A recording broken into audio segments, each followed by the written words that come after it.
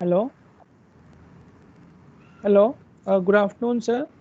Yeah, good afternoon, Vinod. May I start, sir? Yeah, please. Thank you, sir. Today I am going to present the case presentation for today. 69-year-old male, a retired serviceman, previously bank manager, presented with chief complaint of daytime frequency for 3 months, nocturia and urgency for 3 months, and poor urinary stream and straining during micturition for 3 months duration.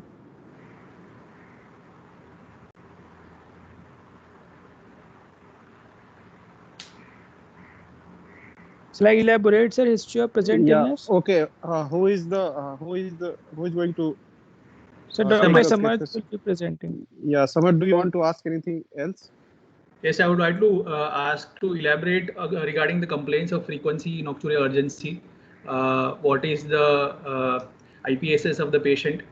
And I would also like to know whether the patient is having predominantly storage symptoms, which is bothering him more, or the voiding symptoms, which are bothering him more. I would also like to know about any history of associated dysuria or fever, or regarding any previous history of instrumentation or catheterization, or any history of polyurethral discharge in the patient, any history of flank pain, uh, any history of retention, or any instrumentation or some intervention which has been done, some urological intervention which has been done in the past.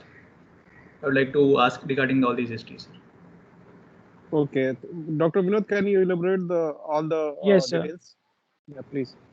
In the history of present illness, the patient complained of daytime frequency for six. He has to go to urination 6 to 8 times per day, and he also complains of nocturia for 3 to 4 times in the night, and he has only urinary urgency. There is no history of urine leak is there. Also complaints of poor urinary stream and straining during micturition for the past 3 months, and there is also sense of incomplete bladder evacuation.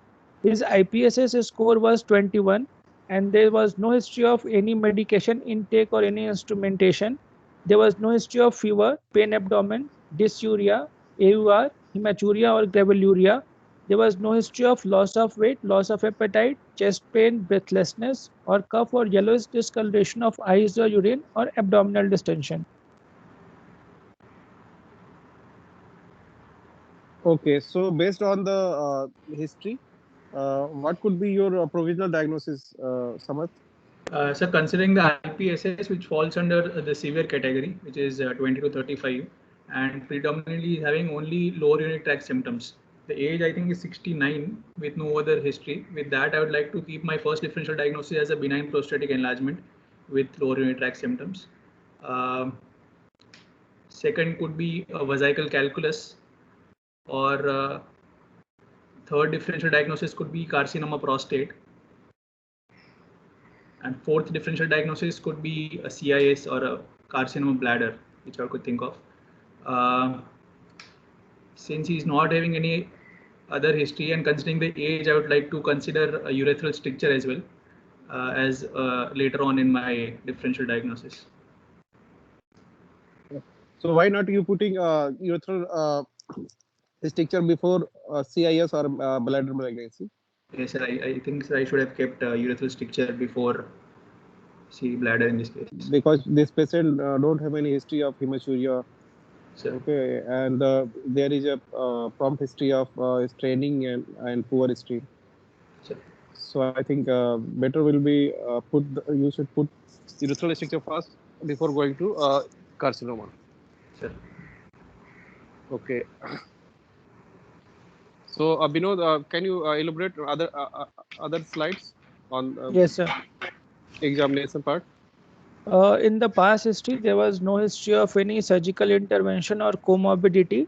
And in the personal history, fluid intake was 1.5 to 2 liter per day. His sleeps and bowel habits were normal. And the gentleman is sexually inactive for 2 years, and there was no history of addiction to tobacco or alcohol in any form. In examination, the patient was conscious, cooperative, oriented to time, place, and person. His BMI was 23.2 kilogram per meter square, and ECOG status was 1.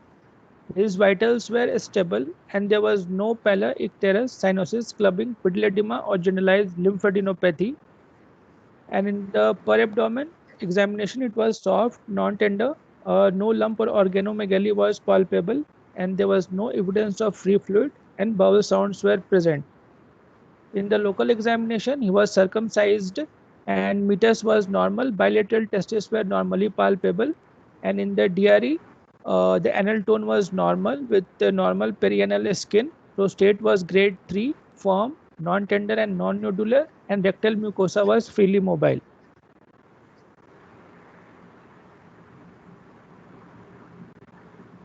Examination part is over, sir. Yeah, okay, Samar, based on the history examination, you also mentioned about the DD. How will you proceed to confirm your differential diagnosis?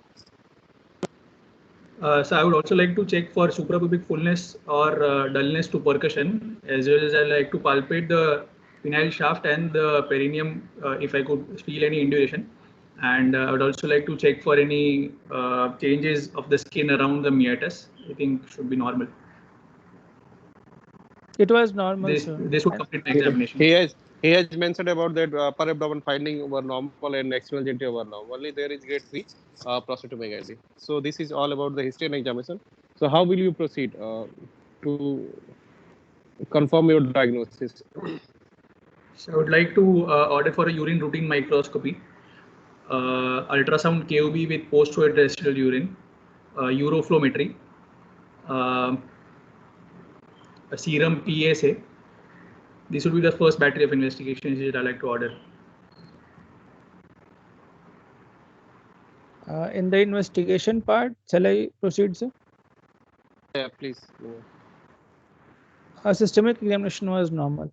In investigations, urine analysis showed 3 to 4 per cells per high power field, and in culture there was no growth, and KFT was normal.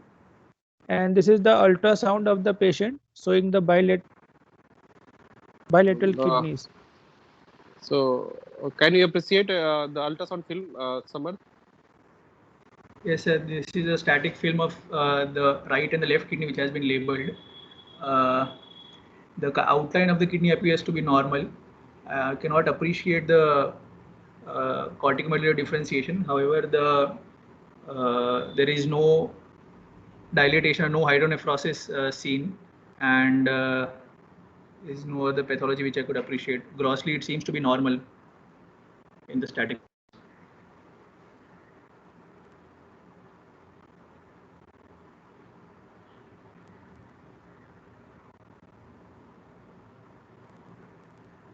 This Hello. was the next film of the ultrasound.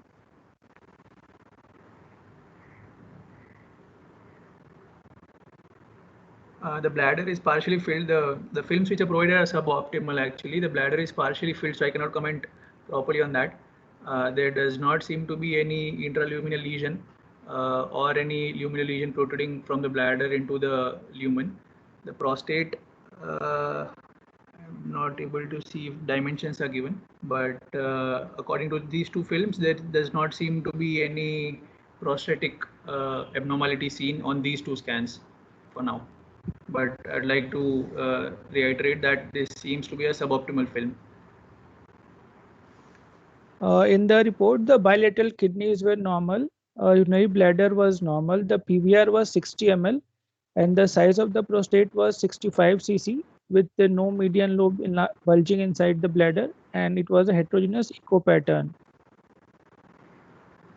In the uroflowmetry, the graph was not available. The Qmax was 13 ml per minute, and average flow was 8 ml per minute with the voided volume of 260 ml, and PVR was 40 ml. And serum PSA was 7.2 nanogram per ml. What's the pattern, Vinod? Do you have uroflowmetry, the graph? The graph was not available, sir. Okay.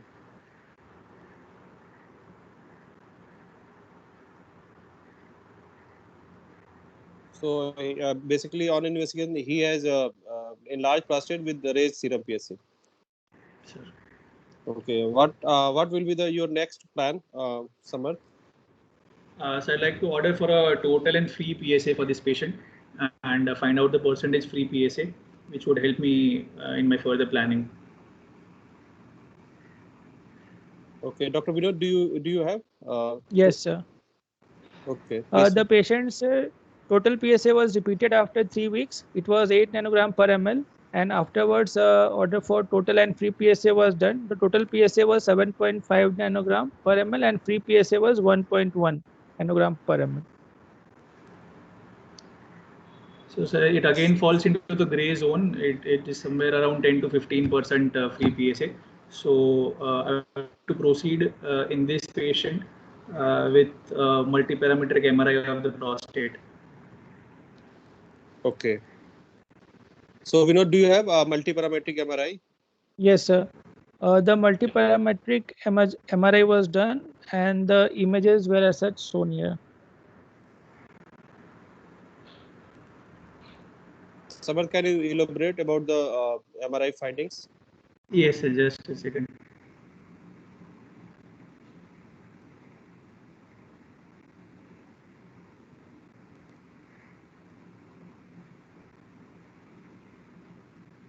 So in these findings, in figure A, it seems to be a T2 weighted image of the prostate and axial section, which shows Okay. it shows two hetero-intense lesions in both the lobes of the prostate gland in the transitional zone, and there appears to be a hypo-intense lesion anteriorly placed in the module in the transitional zone, and in the sagittal section provided, I could not appreciate the same lesion. However, the seminal vesicle is seen, which seems to be normal.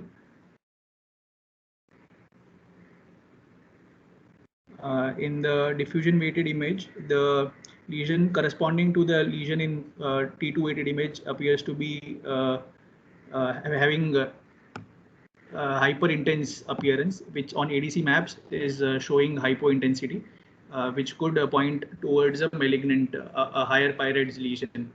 I'm not sure which pyrites lesion it would be, but it seems to be a pyrites 3 or pyrites 4 in the transitional zone. Dr.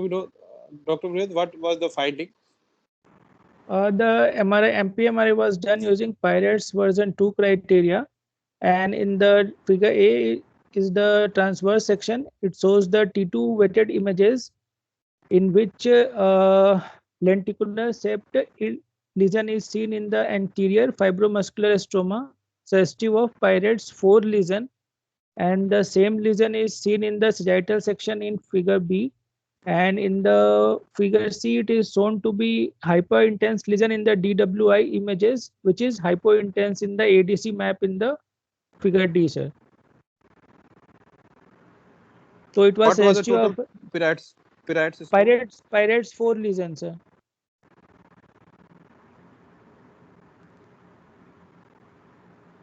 So Samarth, how will you proceed further? So in this patient, I'd like to proceed with a systematic biopsy with a target, along with a targeted biopsy. So I'd like to proceed with a cognitive fusion biopsy for that lesion and a systematic 12-core biopsy as well. Transrectal ultrasound guided biopsy. So usually the biopsy was done at our center, Valina? Yes, sir. So that could be a 12-core. What was the 12-core biopsy report? You know? Sir, the patient's INR and viral markers were done, which was negative. After that, the biopsy was done. The trust-guided biopsy, which showed the adenocarcinoma of the prostate, and Gleason score was 3+4, and Gleason grade group was 2. 2 out of 12 cores were positive, and each of the core was less than 50% involved, and there was low lymphovascular invasion, sir.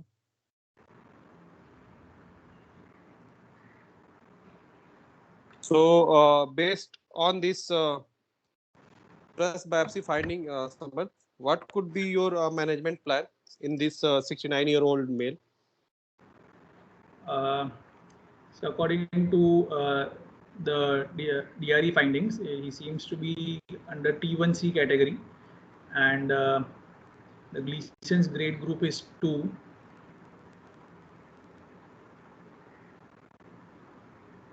So he would PSA was 8, right, Dr. Vinod? 7.5 on repeating. So I think he would be falling under favorable intermediate NCCN risk, and if you consider the EAU risk, he would be falling under intermediate risk. I'd like to proceed further. In this case, I would not be requiring a cross-sectional imaging or a bone scan. But what are the criteria for going bone imaging? So for bone scan, yes. What are the parameters? Any T1 lesion with a PSA of more than 20 nanogram per ml, or a T2 lesion with more than 10, a T3 lesion, a T4 lesion, symptomatic patients, Gleason's grade group 4 and 5. These are the criteria to go for bone scan. And for CT, or according to the risk stratification, if we consider, the intermediate and the high risk patients would warrant cross-sectional imaging in the form of CT or MR and a bone scan. For intermediate favorable patients, cross-sectional imaging would be warranted only if the nodal metastasis risk, according to the nomograms, is predicted to be more than 10%.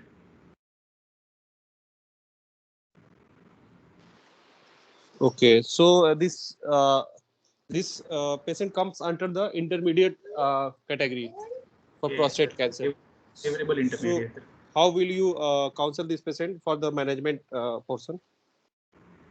So first of all, I like to look at the longevity of the patient.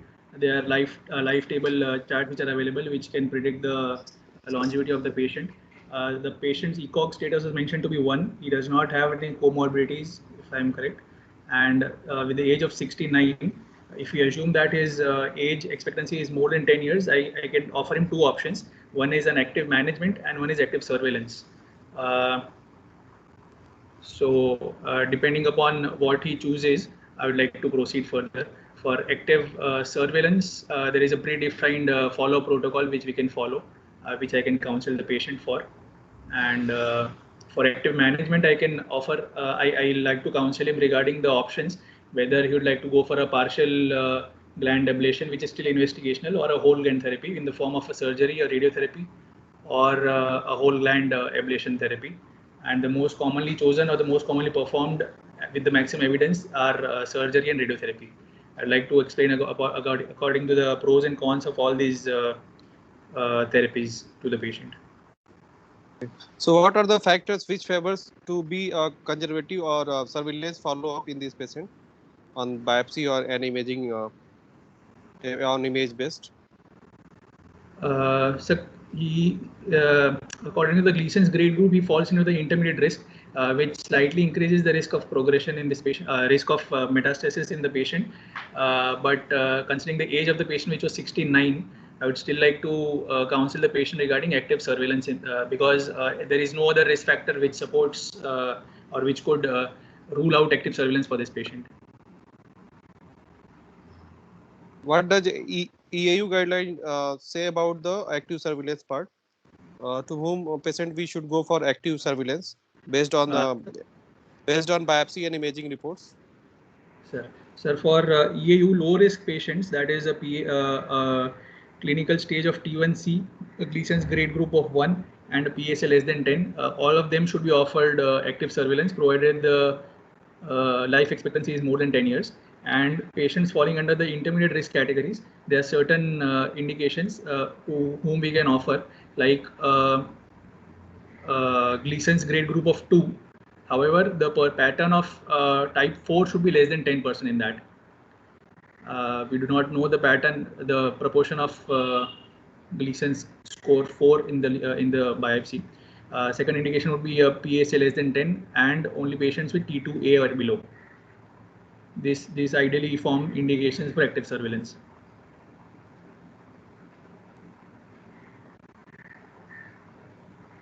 Okay, so what is partial and whole gland ablation techniques? What are the ablation techniques?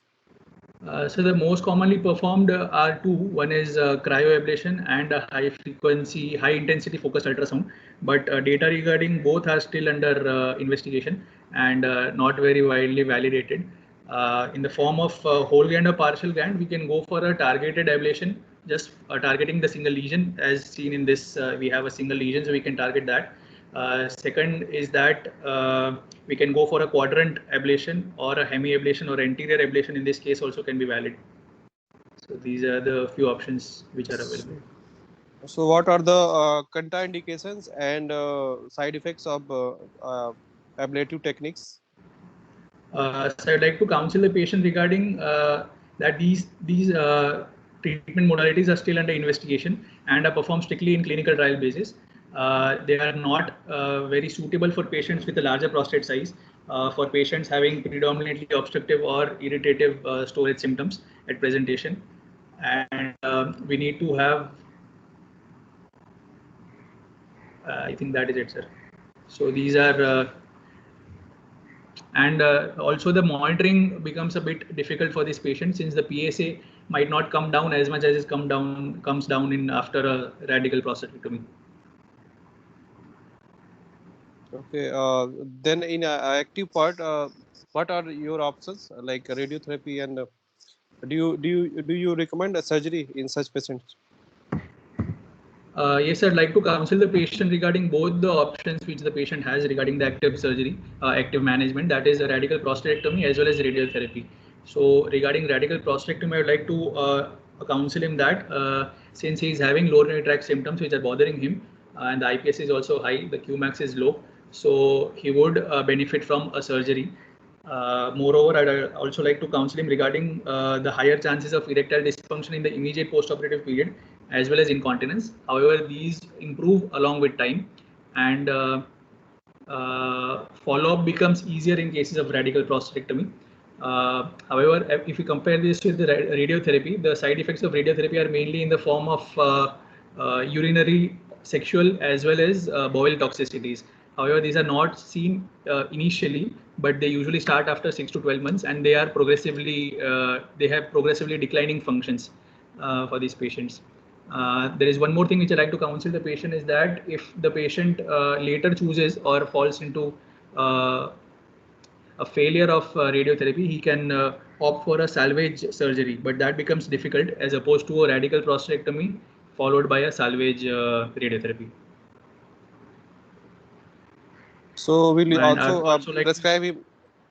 Yeah, please. Also like to counsel. Yes, I also like to counsel him about two more things.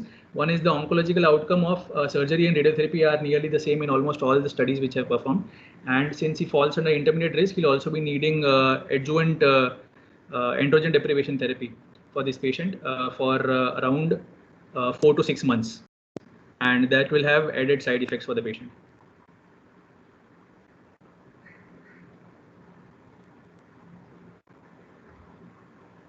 Anyone other wants to ask something from Samarth, Dr. Sandeep, or any third year?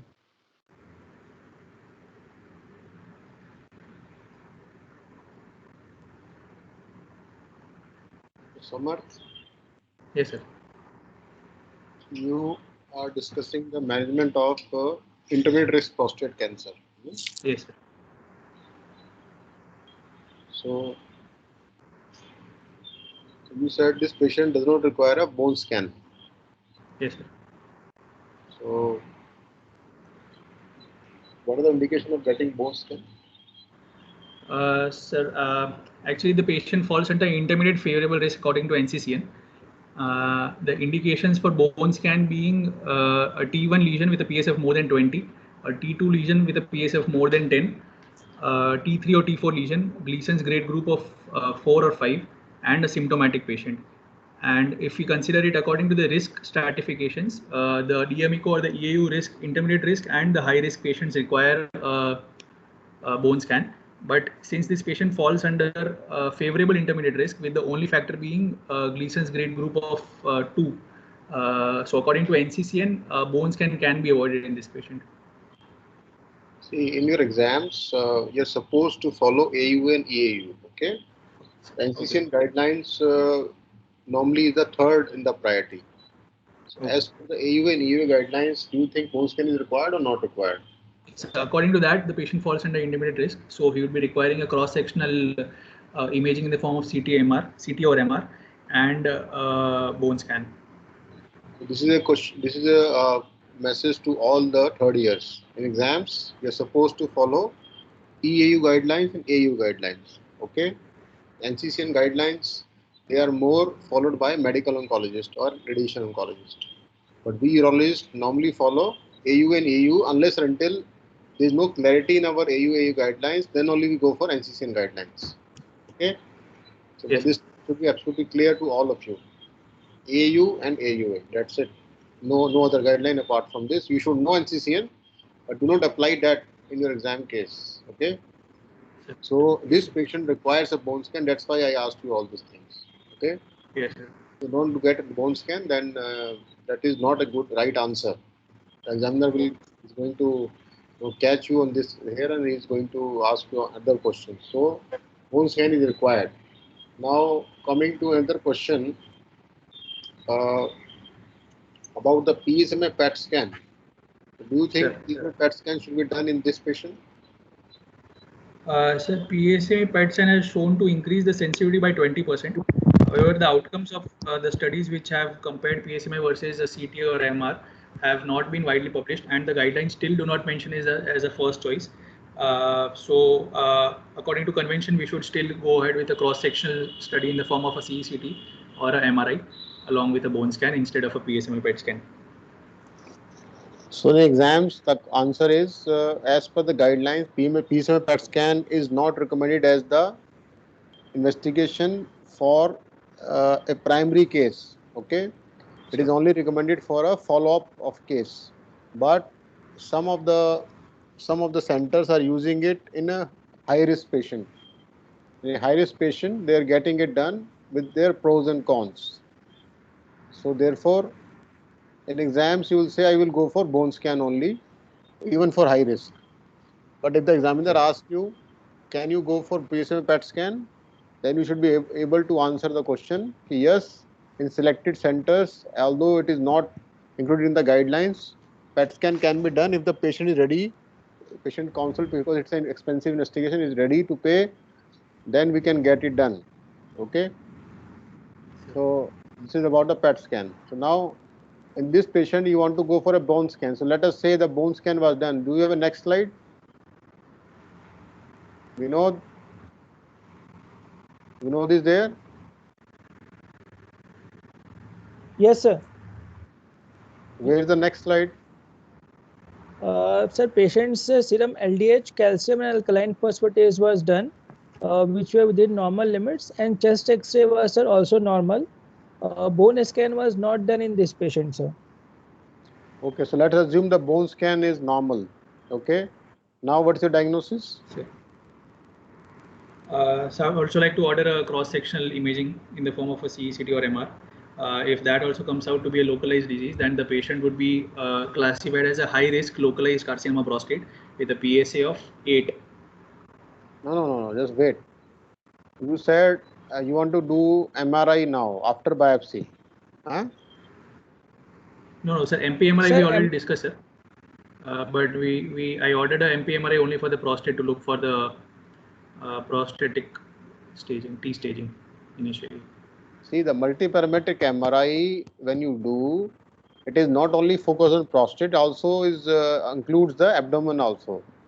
So in exams, you will say multiparametric MRI of the prostate along with the whole abdomen. That should be your answer.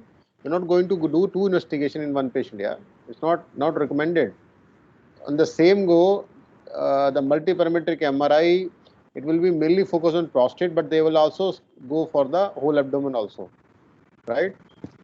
So multiparametric MRI of the prostate along with the whole abdomen. If you get it done in the one go, you don't have to go for another again investigation after biopsy, right? So Yes. that should have been done before biopsy. Now that is done. Now what are you going to do? What is your diagnosis? Diagnosis. So diagnosis is a intermediate risk localized carcinoma prostate, clinical stage T1C N0M0. So you were saying a very high risk localized. Why initially? No, sir, localized only I said. Localized intermediate risk, sir. No, before that, I think I heard you were saying very high risk localized prostate cancer. So No, sir, I might have mistaken. So okay. it is intermediate risk localized. Yeah, okay. So now I think Dr. Swatantra was asking about the treatment options. Huh? Sir. And you described about the surgery and radiotherapy outcomes, right? Sir. Yes. Do you think he's a candidate for surveillance also? Yes, sir. But I'd like to know the percentage involvement of pattern 4 Gleason's in the biopsy, because according to the guidelines, if the pattern 4 involvement is less than 10%, only in those intermediate risk patients we can offer active surveillance.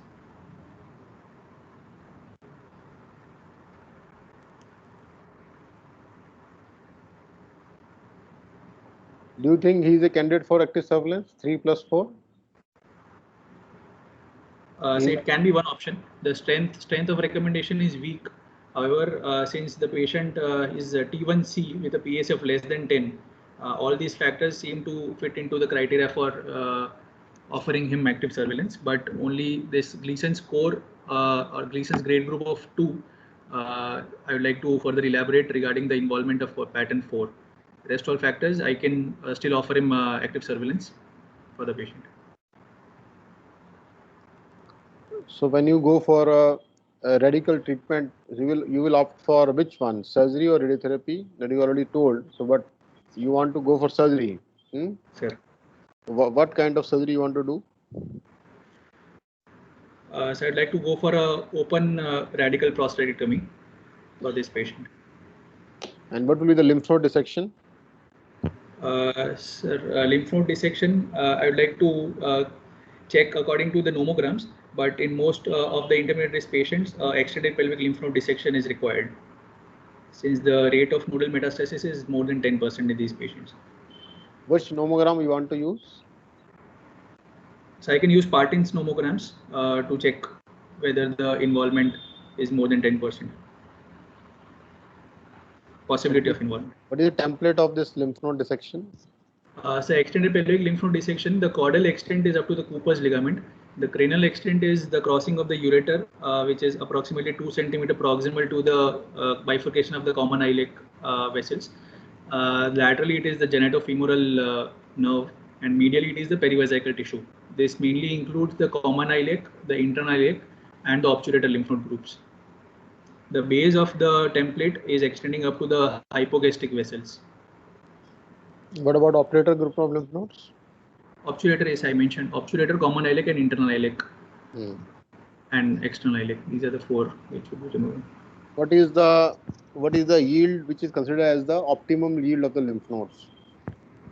So there is no ideal cutoff, but various studies have shown that from 9 to 16, and in some studies they've mentioned around 15 to 20 lymph nodes as an optimal yield for accurate staging of the patient. So once you have, so do you have next slide, Vinod? No, sir.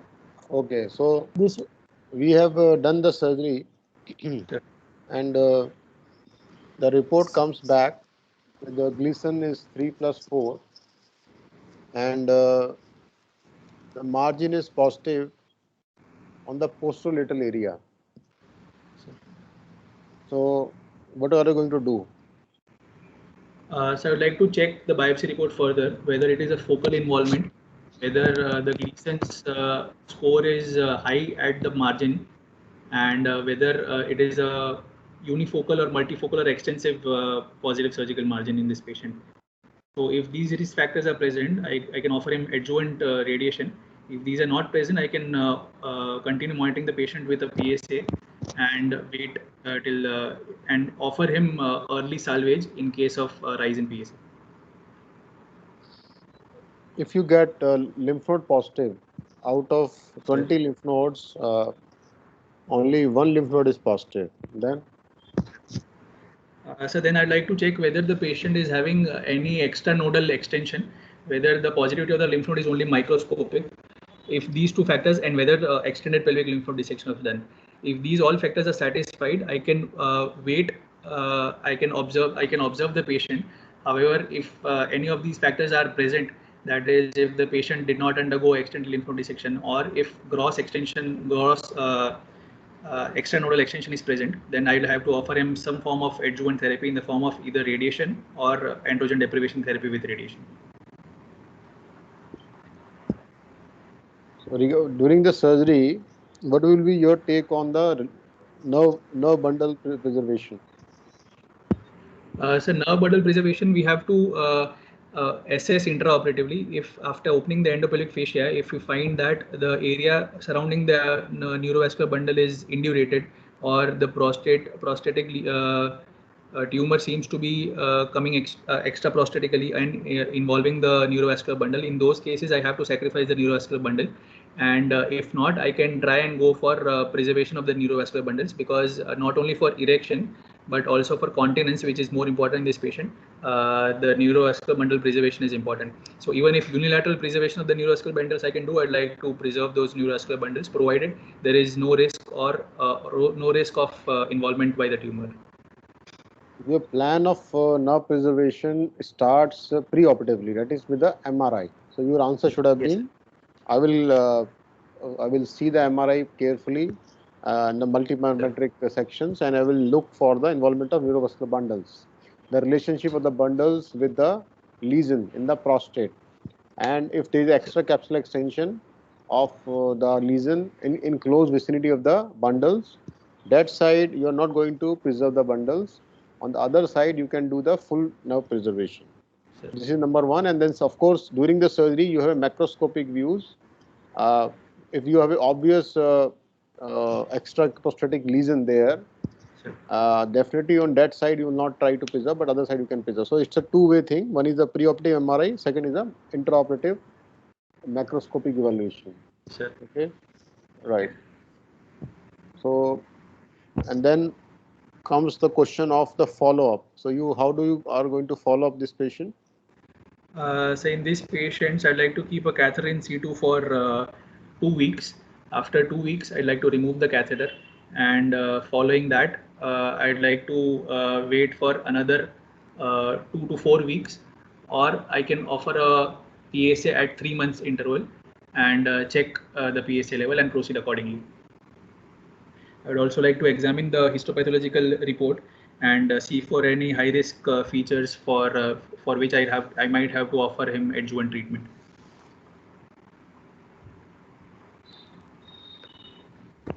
So what is the definition of a biochemical recurrence? So biochemical recurrence post-radical prostatectomy is a rise in PSA more than 0.2 nanogram per ml, which is confirmed by a second repeat value.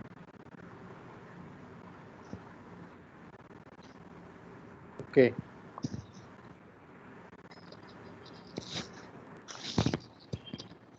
So you should always remember the steps of radical prostatectomy. Sure.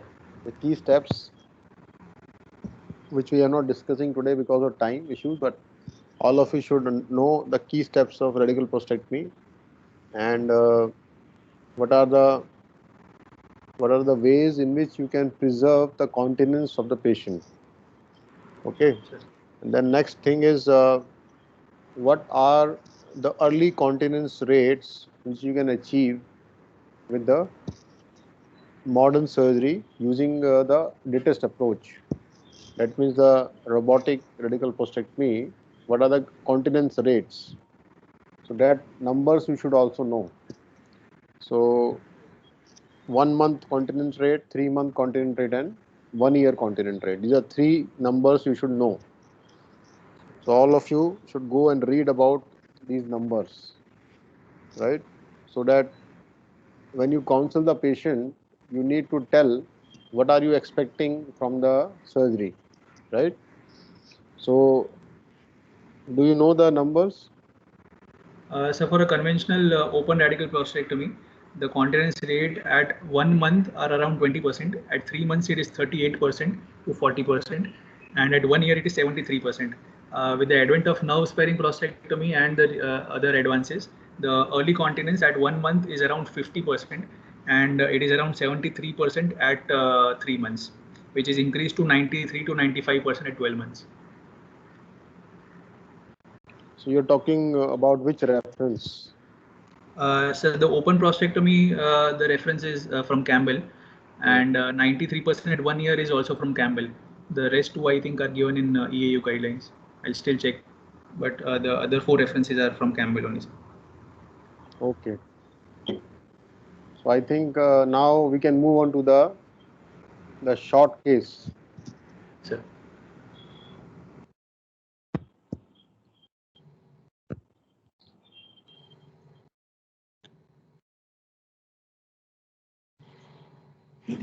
Good afternoon. The screen is visible, sir. Yeah. Please continue. So who is examining? So myself, sir, Dr. Prashant. Your audio is not clear, Prashant. Sir. Make sure you use the earphone so that the audio. Hello. Hello. Yes. Your voice is clear now. Audible. Sir, sir. Yeah. Okay. So you can start the case. It's a short case. Okay, so we have a 42 years old male patient presented with reduced urinary flow since 10 years. He gives history of straining and sense of incomplete evacuation of the urine. History of frequency is present. There is no history of any hematuria or any acute urinary retention. In the past history, there is no significant medical comorbidity. There was history of prolonged catheterization for 1 month 15 years ago for a medical problem. In the personal history, he is a smoker with 10 pack years. So, Prashant, we get this kind of short history. Sir. Although in the exams, they will even not give you the past history or the personal history.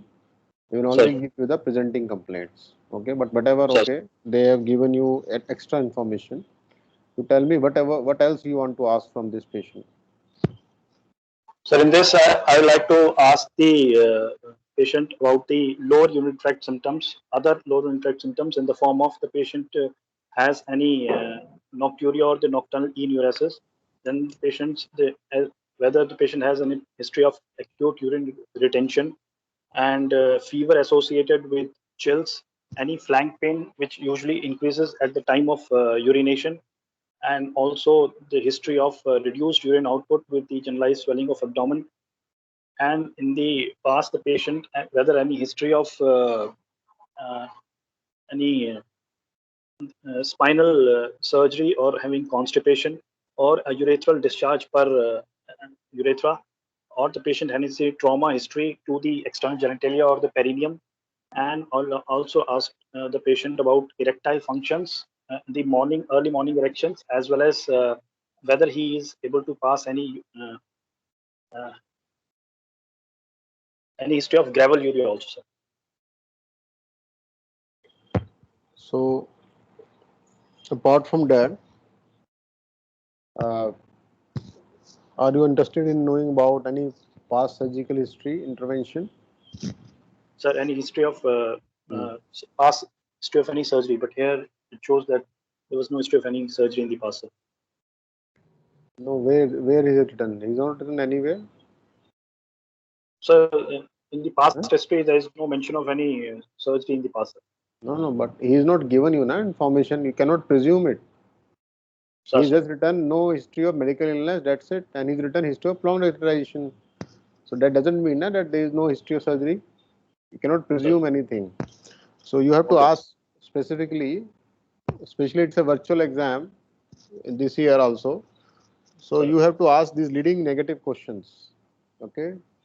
Okay. So apart from that, now let us first know your differential diagnosis. What is your differential diagnosis based on whatever you have asked and whatever little information you have right now? So I like to consider the urethral stricture disease as my first differential diagnosis, sir. The second, I can consider it to be a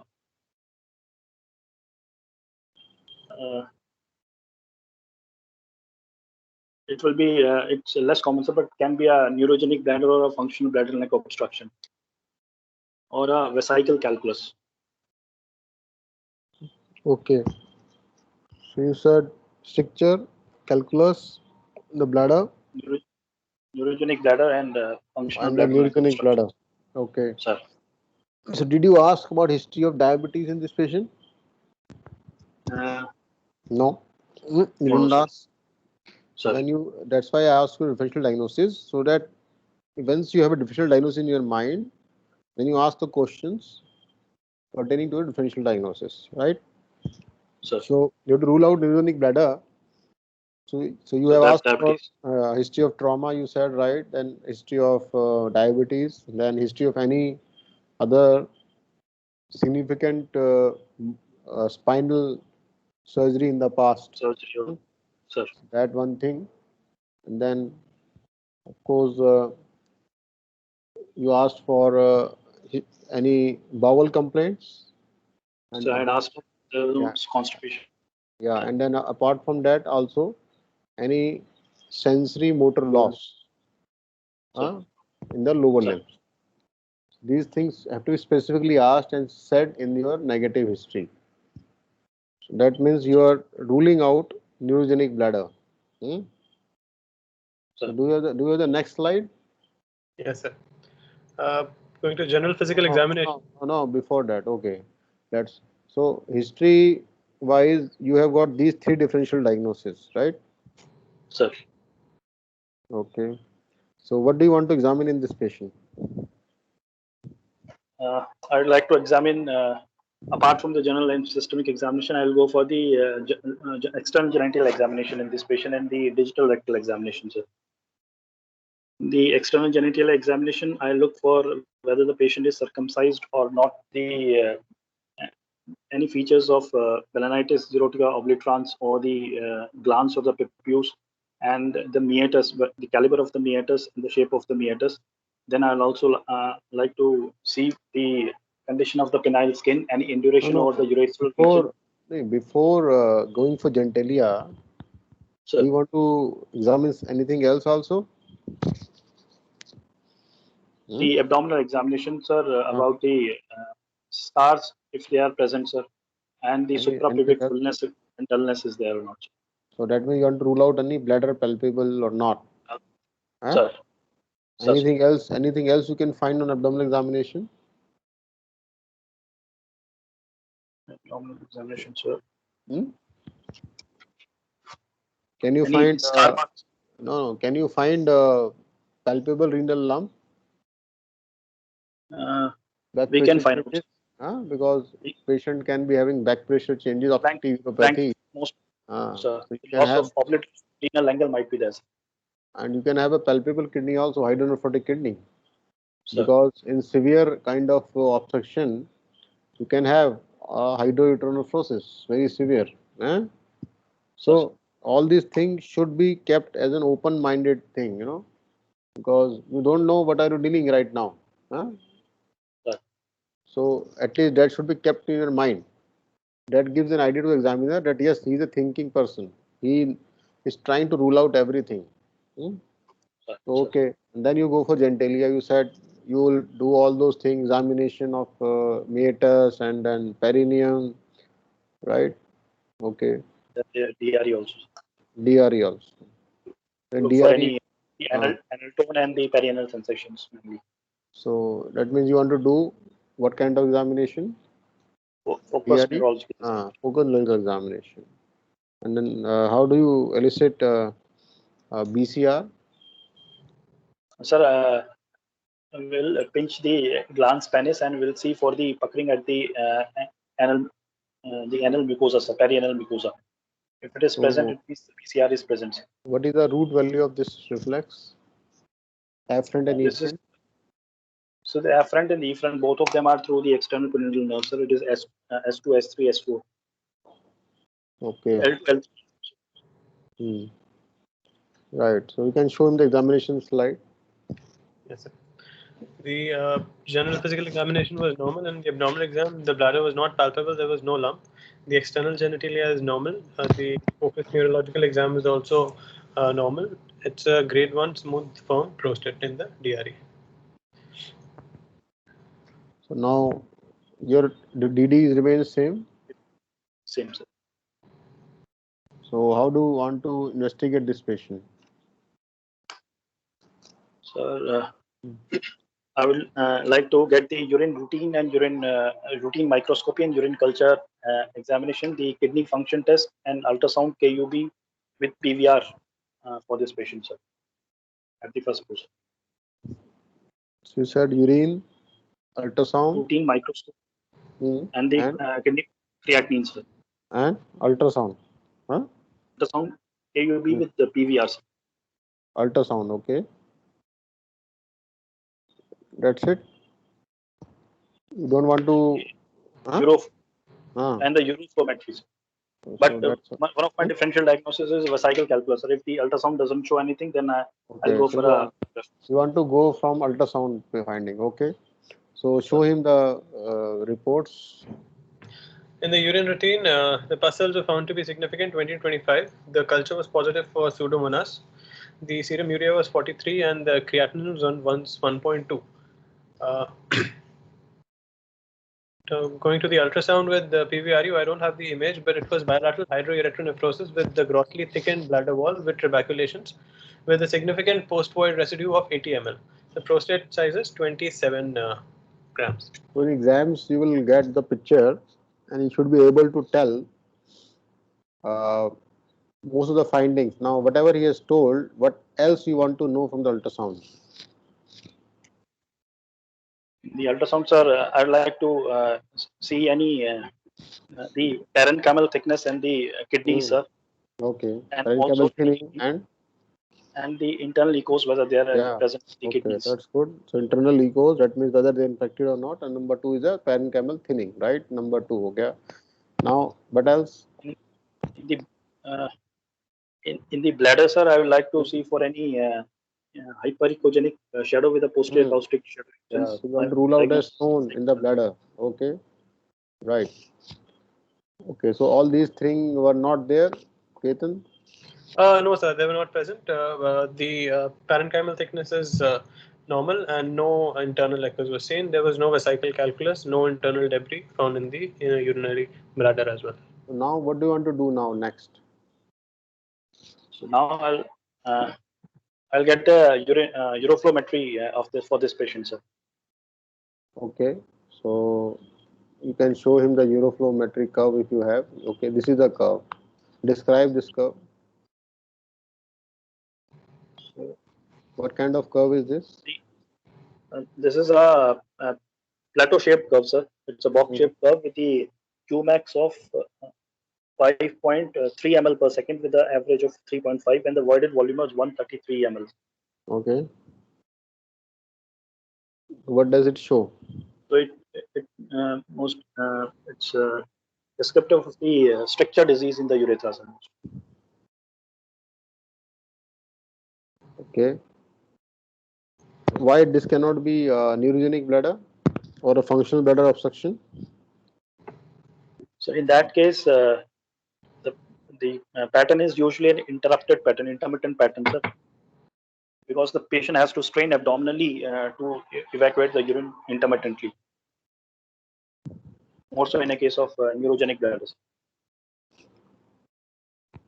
Here there is a static obstruction. So there it's a dynamic obstruction in the neurogenic or functional bladder? No dynamic obstruction as such, sir. But the bladder is acontractile, so the patient has to strain with an external force to evacuate the urine. Is it necessary to have a acontractile bladder in all kinds of neurogenic bladder? No, it is not. Most of the time, it is hypocontractile, so not the acontractile bladder. So that is one spectrum. Can it be hypercontractile also? Sir, it can be hypercontractile also, but more so in the case of upper motor neuron lesions, suprasacral lesions. But you have all spectrums, no? You cannot say that it has to be acontractile or hypercontractile. That is a low motor neuron lesion. But in a human, it will be hypercontractile. And then most of the patients, they have combined lesions, right? So they can have a combination of findings. I think last seminar was by Dr. Somya and she showed some curves. You were there, Prashant? Sir, I was there, sir. So there was discussion by Dr. Siddharth also were discussing. So what do you think is the curve in neurogenic bladder? Sir, if it is an overactive bladder, then there is a tower-shaped curve, sir. Okay. overactive, sir. And in the hypocontractile bladder, the curve is intermittent type, sir. Where it touches the baseline. Okay. So now, based on this, what do you want to do next? Now, I'd like to, since the patient has a positive urine culture, sir, and there is increased WBCs on the routine examination microscopic exam, so I'll try to feed the urinary tract infection and then take the patient for the RGU-MCU, sir. So apart from the stricture urethra, do you think any other possibility is there also, apart from this urogenic bladder stone? Anything else which can be still there, can cause this kind of problems? Sir, in a 42 years old, Samarth, you want to add something else? Primary bladder obstruction can be there, sir. Primary bladder obstruction. Functional obstruction, sir. No, functional obstruction is already told. It's told aneurogenic versus non-neurogenic. Anything else? Rarely it can be the GUTB or the urethral cancer can also be there, but cancer. Urethral cancer, 40-year-old. That is 70 years of age. The age and the immaturity is also not there. And GUTB, do you think obstructive symptoms? They are only primarily obstructive symptoms. Unlikely, sir. And the urethra is also not involved much. What else? Amitabh? Amitabh is there, I think. Yes, sir. Sir, no, sir, I would not like to add further, sir. Okay. Sagar hai? Sagar? Yes, sir. Anything else you want to add? Sir, urethral calculus, maybe. Chronic prostatitis. But the patient doesn't have any pain. Urethral calculus, okay. Vijay is also there. Vijay, you want to add? Yes, sir. Yes, sir. The ultrasound film shows bilateral hydroureteronephrosis. Don't go by ultrasound here. I've just asked you in the differential diagnosis, which you have to make after history examination. Yes. Do you think anything else can present like this? It is not a common thing, but it can be there. What about the anterior urethral diverticulums? What are the presentations on these patients? Mostly they present. They present with the sense of incomplete coaction and the post-void dribbling also. So it is basically obstructive LUTS, right? Sir. Right. Same presentation which this patient is presenting. So just by history examination, you cannot rule out anterior urethral diverticulum. Right? Wrong? Right, sir. Yeah. So that means it has to be ruled out on imaging. Imaging. Because even ultrasound and flow will not be able to demarcate between a stricture urethra or a diverticulum. Sir. Yes. So now you want to do the next study is you said RGM. So you can show him the picture.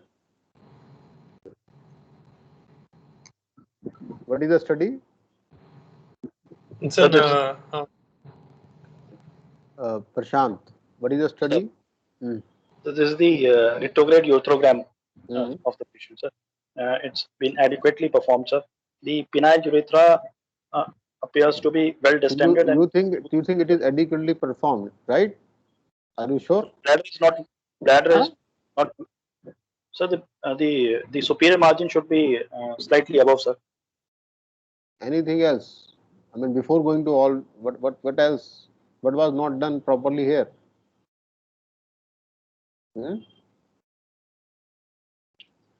Samarth, do you think this is properly done? No, sir, it is not properly done. The penile stretching as well as the angulation both are incorrect. What should have been done? So the penis should have been lax, so it will cause underestimation of the part. The penis should be pulled straight. There is so much of laxity there, which shows a false kind of angulation, false angulation of the urethra there. So that's not a correct picture. So That's why I asked you. This is not a properly done study. Number one. Number two, you said yes, the upper part is not visible. Eh? Sir. What is the upper limit of the RGU picture? For the RGU, it is for the RGU MCU. They take it to be the kidneys has to be visible, sir. But in the same section is not they will not be visible, na? Sir. They take It's multiple supposed to be- sections. Ah. Sir. Okay. It has been cut and then pasted. Sir. Yeah. Okay. So now, what do you see in this picture? Whatever they have given you, what is the problem in this picture? The penile urethra appears to be of normal cannibal and smooth in outline, sir. And it is, although it is not stretched adequately, and there appears to be a structurous portion in the mid-bulbar as well as the distal bulbar urethra. And the dye is seen going across the structurous portion into the bladder, sir. And also, the dye is seen into the ducts of bulbourethral glands at the proximal bulbar urethra. So how do you describe the total? Like if I say, give me the final impression, what will be your impression? It's a non-obliterative long segment mid to distal bulbar urethral structure. You said long segment. Sir, Why? from the so proximal to the penoscrotal junction, the urethra appears to be gradually tapering and narrowing is there till the structurous portion. So I'm not sure whether the urethra there is a structure at the distal bulbar urethra or there is only a structure at the small segment mid bulbar urethral structure. Can So you show me the part of the bulb in this patient? Although it's a fallacious because the urethra is not stretched, so you can't actually say that where is the natural angulation of the bulbar urethra here, right? Because it's not laxed. But still, if you want to presume which part of the, you can show me the proximal and the distal bulb in this picture. Can you move your browser? Yes, okay. Sir, this appears to be the proximal bulbar urethra because there is a normal coning proximally at the bulbomembranous junction. So the portion where is the bulbomembranous? This is the the bulbomembranous junction. Okay. So slightly proximally, yes. So this is the normal bulbar coning, and slightly down. This is the duct 40 Cowper's glands or the bulbourethral glands, sir. And this the portion proximal to the this is the proximal bulbar urethral. This is the bulb of the. This appears to be bulb of the bulbar urethra, sir. So you want to say this is involving the mid part or only the distal part? Sir, if we take this short segment, almost near obliterative segment, it appears to be in a mid portion, sir. However, the narrowing has started from the normal caliber urethra from the level of distal bulbar urethra. So we are not sure whether this is a urethral narrowing or it is mainly because of the improper stretching of the penis. So now, do you want to see another films or this film is okay? I'd like to see for the other films also. Okay. So first of all, when you will get these kind of films, you will get a scout film first. So you should ask for the scout film. Huh? Why you ask for scout film first? To see for any radio opaque shadows, sir, which may get obscured by the contrast. One is a radio opaque shadow. Number two is the bony abnormalities. Huh? Any fracture or not. Any osteum, what the osteophyte kind of thing there, or any fracture there. Those things we always look for in the scout film. Huh? So then we go for the other pictures. Now next picture you can show him. Okay. So what is this picture? This appears to be MCU film where the patient has not voided, sir. What are the findings? So the bladder appears to be partially filled, sir. The bladder is irregular in outline, and the bladder neck is not open during voiding. The patient is not voided, and there appears to be left-sided VUR also, sir. So now, what do you want to do? The bladder, do you think is adequately filled? It's not adequately filled. It's partially Again, filled. so again, it is not a properly done study. It should have been filled by how much volume? At least 300 to 400 ml has to be filled, sir, so that the patient can void, have an urge to void.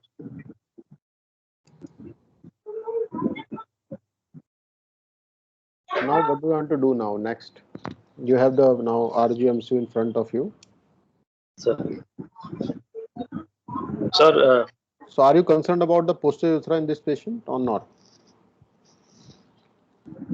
In this patient, sir,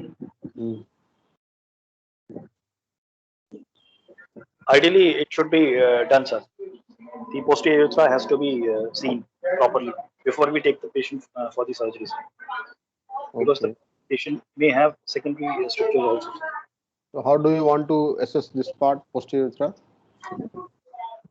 So in this case, since the patient and looking at the RGU, I'd like to go for a SPC placement in this patient, sir. No. How do you want to assess the posterior urethra? You said I will go for SPC placement. Okay. So either I can repeat the MCU also, sir. Put the patient on alpha blockers and repeat the MCU. If he can void, then it's okay. But otherwise, I'll have to place an SPC and then further plan. Okay. So. And third option is, sir, intraoperatively, I can place an SPC and look for the posterior urethra and then plan my surgery later on in the same settings.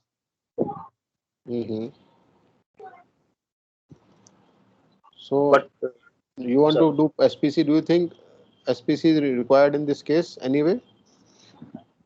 It is less required in this case. So since the structure is at the mid-bulbar and the distal bulbar urethra, so I can go for. But the concept of but in this patient, sir, we can go directly for the surgery, and intraoperatively before we go on give a perineal incision, we can go for an SPC and look for the posterior urethra also, if required. What do you want to plan? What is your surgery plan for this patient? Sir, since the RGU film doesn't give me an adequate diagnosis whether it's a short segment near obliterative or non-obliterative structure, whether it's a long segment structure. So I'll plan for either the. So one thing is clear. It's not a completely obliterative structure. That is okay. That is sure. Huh? Why you're saying you're not sure it's all obliterative or non-obliterative? You can see the dye is going beyond it, na? Sir. So it is obliterative or non-obliterative? It's a non-obliterative structure. Non-obliterative. No. So what is the next concern in your mind, which will decide your management? One thing it is an incomplete structure, right? Sir. Length, of course, you are not sure because it is. What kind of structure is this? Traumatic or what kind of structure is this? It appears to be traumatic, sir. Why? If I take to be long segment, sir. Okay. Or even the post-inflammatory or infective post placement of urethral catheter. You have to choose one. You have to choose one thing. They say there is no history of trauma. Why are you saying it's traumatic? Which structure is longer, traumatic or infective? Infective, sir. Then why are you saying it's traumatic? There is a history of characterization in the past, right? But for that we have to ask the patient, sir. One is whether the patient has any there was any difficulty in inserting the catheter or while taking out the catheter, and also whether there was history of any blood permeatus during the insertion. That is important. So that these questions should have been asked during the history part, right? So that time we do not ask, but we are assuming that there was no trauma, right? And that's why if they say history of characterization in the past and no history of trauma, then it is an inflammatory structure, right? And that explains also the kind of structure it looks like here. It is not like a traumatic structure. It looks like an inflammatory structure. That's Sir. why it's there's a more chance of spongiofibrosis in the adjoining areas, and it will be longer than what it appears here. Okay. Sir. So Sir. one is the what is obliterative non-obliterative. Number two, what are the other factors will decide your management? The other factor is the caliber of the stricturous portion, sir. Yeah. So what is the caliber? 6 French urethral catheter or an infant feeding tube. Yes. So what is your plan? What do you plan now? Based on whatever you can see here, you have to make a plan, na? Then you go for the surgery. Sir, in this case, I'll go for the calibration with a 6 French IFT or a ureteric catheter. IFT, sir. If it is not possible, then I'll go for a cystoscopy, retrograde cystoscopy, and pass a guide wire through that, and will pass a 6 French ureteric catheter over the guide wire across the strictured portion, sir. If it is possible, sir, then I can plan for a substitution urethroplasty, and if it is not possible, it means it is a near obliterative stricture. In that case, I have to go for an either excisional approach or excisional with a substitution approach, sir. Samarth, you agree? Yeah, I agree with that. Another option for assessing the stricture could be to go for a ureteroscope we can use intraoperatively and assess the caliber. If it's going across, we can go ahead with a substitution urethroplasty for this. So, looking like what we can see here, it looks like a very, very tiny streak of dye going beyond. It's a passable stricture. Unlikely that it will be allow 6 French through it. 6 French. Sir. So that possibility you have to excise this whole disease part. So then what is the other option you have? You cannot do substitution then. So in that case, sir. What is the approximate length you are anticipating? What length you are anticipating in this case? I'm anticipating at least 3 to 4 centimeters of the length, sir. What can you do? Which procedure you can do to bridge 3 to 4 centimeter? In this case, I can go for I can plan for the augmented anastomotic technique, sir. Since the excisional segment is small, sir, it is about a centimeter length, and the adjoining the urethra appears to be of adequate caliber, where I can put a graft also. So you do augmented kind of urethroplasty, augmented substitution urethroplasty. Okay. Sir. Can you do excision anastomosis? Excision and primary anastomosis intraoperatively, I can see. I'll see for the proximal and the distal portion, sir, distal to the strictures portion. If that if appears to be of adequate caliber, the distensibility is good, the mucosa appears to be pink. In that case, I can go for a anastomotic one, sir. That will I'll decide intraoperatively. But you do plan preoperatively, na? So I'll plan for. How will you plan? I'll plan for the augmented anastomotic, sir, so that I can prepare the patient for a buccal graft also. Okay, so you'll start preparing for the buccal graft, right? So what instruction will give to the patient? Sir, ask the patient to stop smoking if he's a smoker, sir. He was a smoker, sir. So he has to stop smoking, sir. Then I look for the dental hygiene and get a dental clearance. If there are dental caries, I'll start him on antibiotics for about 5 to 7 days. And once it gets slightly better, then I will to take up the patient for surgery. Third thing, I have to see for any restricted mouth opening also, sir. If the patient has a restricted mouth opening, then I can plan for some other sort of other site for the graft, sir. And then if everything is okay, then I'll ask the patient to start on betadine goggles or chlorhexidine mouthwash 3 days prior to the surgery. So what other grafts you can take? What other grafts you can take? So from the mouth, I can take a buccal mucosal graft, a lingual graft, or sometimes I can take a labial graft also, low lip graft, sir. Otherwise, since the patient is uncircumcised, I can use the preputial skin or a penile skin also in this case. Then other grafts are also there, so we can take a bladder epithelium or a intestinal submucosa but they are not much taken. And also the saphenous vein graft sometimes is taken. So now, so you should know, I mean, because it's a short case, I'm not going to discuss the long questions here. Then the steps when you go for excision anastomosis, how do you gain length by each step? So those all steps, everyone should remember on your tips. We have discussed this many times during our rounds also. So that all the steps should be remembered all by all of you on your tips, right? Then when you do this surgery, do you think SPC is mandatory or not mandatory for this kind of surgery? Sir, in this sense, it is the patient has the presentation of past 10 years, sir. So, in my opinion, I should place a SPC so that the proximal segment gets a urethral rest for at least about 2 to 3 months, so that the proximal bulbar urethra, if there is any structure, it will delineate itself. So he should be given a urethral rest for 3 months. Sir. No, but any other reason for doing the SPC? And second is the patient has not voided for urethral during MCU, sir. So we can also see for the posterior urethra at that particular time. No, but you want to divert. What is the best diversion after anastomosis?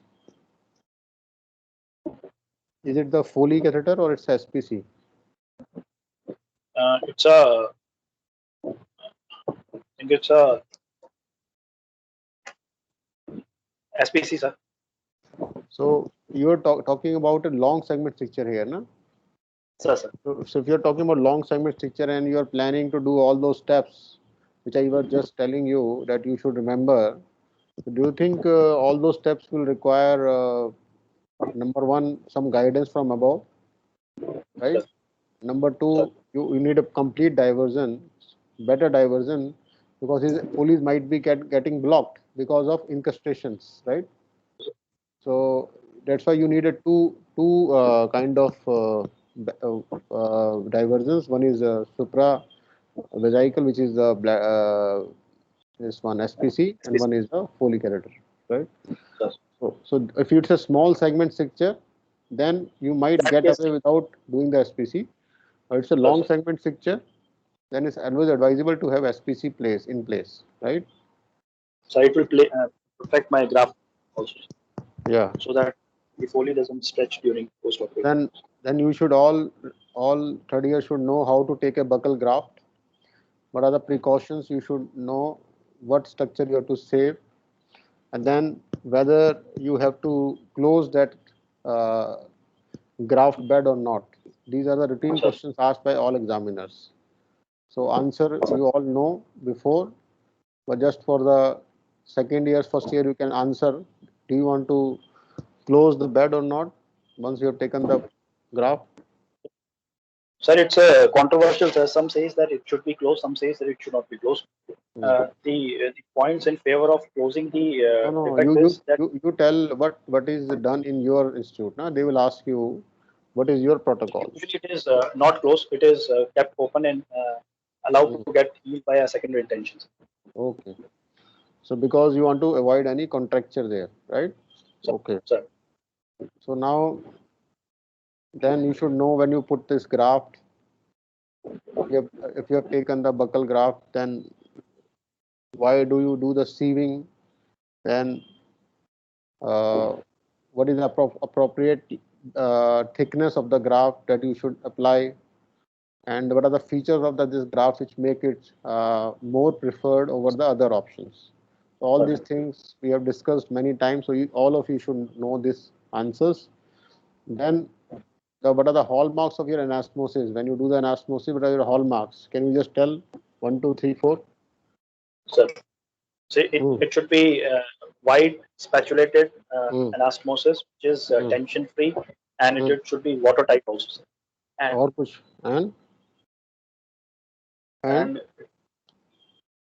दो चीजें important हैं जो रह गया. Anyone else? Sagar? And the scar tissue should be a total excised. Yeah, apart from the scar. Sagar, you are there? Sagar is not there. Okay, Vijay or Amitabh. Yes, it should be tension-free, watertight, wide spatulated, and the scar tissue should be totally excised, and it appropriate. It should be splinted across the appropriate catheter. Someone just want to add, then you add. Two more. Don't. Yes, sir, two more things. One is mucosa to mucosa anastomosis should be ensured, Yeah. and epithelial inversion should be ensured.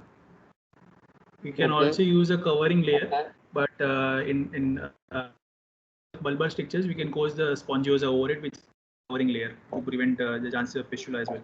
So the 2 points which you missed is, one is the mucosa to mucosa, which is said. The second is should be well vascularized. That means when you cut the proximal distal ends, you excise the scar, it should be bleeding, right? So what happens is most of the times anatomically it appears that it has got a lumen, but vascularity is gone, and that mucosa definitely is going to have the stricture in the post-op period. So that's why I wanted to hear these two things. One is the mucosa, second is the vascularized mucosa at the margin. That is very important.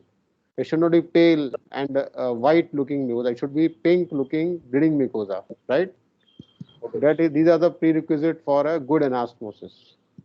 And then how long you keep this Foley's catheter? How do you manage the SPC? I think the last two questions I can ask, so you can tell me in the follow-up. So the length of Foley catheter placement differs. So some keep it for 1 week, some keep it for 2 weeks. Yeah. and Don't speak 3 like weeks. this in exams, so, Prashant. Sir, Don't speak like this in exams. I don't want to talk the theory questions here. I'm asking you what you will do. You are a surgeon now. When you are giving exams, you are the operating surgeon. You have to manage this patient. You cannot speak like that. Some people do like this. Some people do. That doesn't mean anything. You tell me what do you want to do. sir, in the post-op period, I'll keep the periurethral catheter for 3 weeks, sir. I'll clamp the Foley catheter and I'll make the SPC, if the SPC is there, functional, sir, so that the weight does not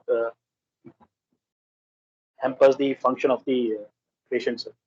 At 3 weeks, I'll remove the periurethral catheter, sir, and I'll make the SPC blocked and ask the patient to void, sir. If he is voiding well and his PVR is normal after 4 to 5 days, in that case I'll remove the SPC also, sir. So before removing the PUC, do you want to do any study? So usually pericatheter dye study.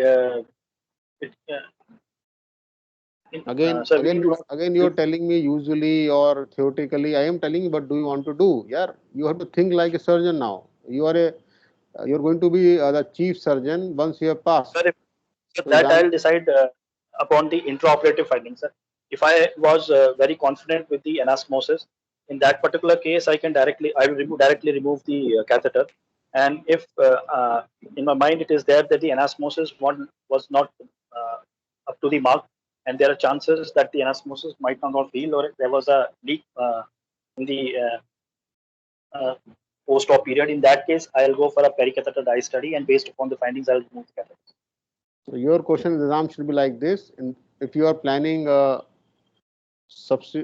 augmented substitution erythroplasty in this patient after using a buccal mucosal graft, it's a long segment stricture. You should go for a periurethral dye study. Okay. So it's always better to be safe than sorry. It doesn't harm the patient. It's a local investigation you can do, and it's advisable because if you feel there is some leak there at the anastomosic side, you can keep it for a longer time, right? Especially for a patient in which you are suspecting a long stricture. If you are suspecting a small stricture like 0.5 to 1 centimeter complete obliterated stricture, it's a simple end-to-end erythroplasty. That doesn't require, you might skip this thing. But if you want to be extra precautious, there is no harm. You can say in the exams, sir, I want to be extra sure. That's why I want to do this study. No one will going to question you why you want to do it. You should be able to defend that, sir, I want to see the integrity of my anastomosis. Okay, Yes. so that's what should be your answer is. And then okay, and then how long you should follow up these patients? We should follow up these patients at least for 5 years. But in the case of substitution urethroplasty, we should follow them for about 15 years at least, sir. Because there are a progressive increased chances of recurrence of the stricture until 15 years has been seen in the substitution case. How do you follow up these patients? What are the investigation you want to do?